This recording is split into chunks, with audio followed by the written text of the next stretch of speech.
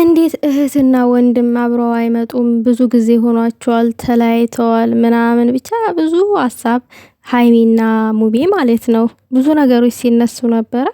ነገር ግን ዛሬ እየተጎራረሱ በስስት እየተሳሳቁ የኔ እህት የኔ ስስት የኔ ትንሿ ቅማም ማለት ነው። ውዶች ግን እንደዚህ አይነት ሳቅ አይታችሁ ዝም ስትሉኝ በጣም ነው የከፋኝ። ምሬ ነው።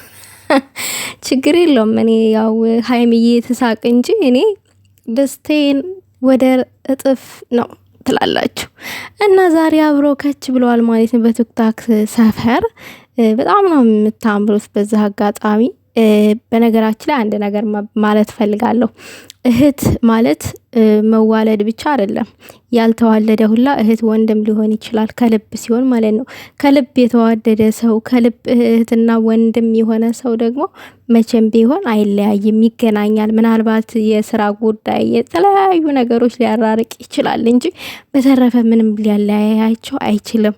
እና የሙቤና የሀይሚ ሳቅ ደግሞ ከልባቸው ነበረ። ሁልጊዜም ሳቁ